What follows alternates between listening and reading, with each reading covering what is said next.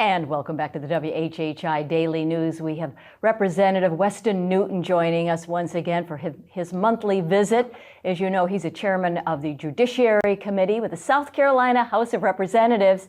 Weston, it's great to have you with us once again. We're moving into 2026 for the new legislative session, and you are about ready to pre-file a bill that protects medical personnel and first responders. Do you want to share what that is all about, sir?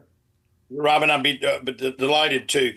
The bill is known as helping alleviate lawful obstruction, or the HALO Act. And if you think about it like this, and there are other states that have passed not dissimilar laws that allowed on the scene of an emergency, car wreck on the side of the highway, that either an ambulance personnel or a police officer can declare if someone is interfering with what they're doing, for them to get back. And if they do not get back at least 25 feet, they can be charged with a crime. It's a misdemeanor, a conviction for a limited period of time, and up to a $500 fine.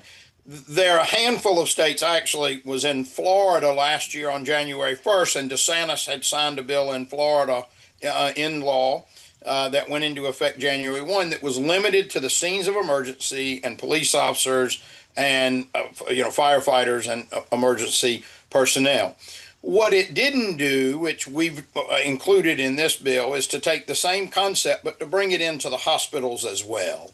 One of the challenges that our nurses and emergency hospital department personnel have is with family members and or rivals that are interfering with what they're doing. And it's not uncommon to hear about people coming into an emergency department to continue the attack that led to the victim being there in the first place. Yes. And aside from having extensive armed guards in every one of our hospitals throughout the states, which we do have security, but this is taking the same concept and having it apply not only on the roadside, not only at the scene of an emergency or an accident, but also in hospitals as well. And it simply is that the emergency medical personnel, including first responders and officers, after giving a verbal warning, if that folks continue to harass, physically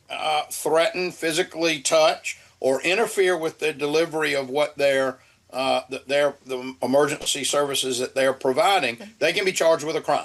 All right. So, Representative, if they are charged, what would be the possible punishment if they are guilty?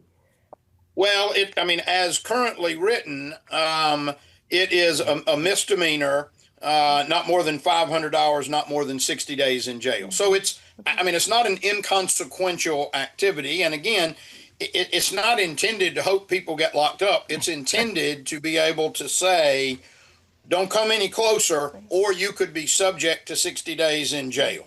Do not interfere with what we're doing.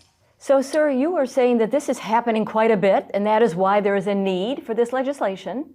Well, I think across the country, yes, you would see instances of first responders that people are interfering with what they're doing. The notion of expanding that concept to also include hospital personnel is simply to recognize that it is a growing problem.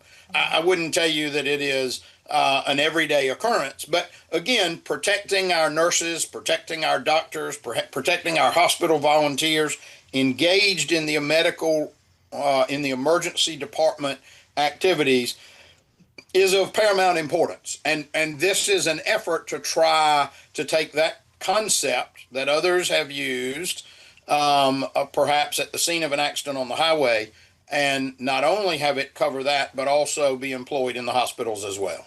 Well, very good. Well, thank you, Representative, for your continued leadership in our House of Representatives. Happy holidays to you, and we'll see you again in January as the legislative session begins.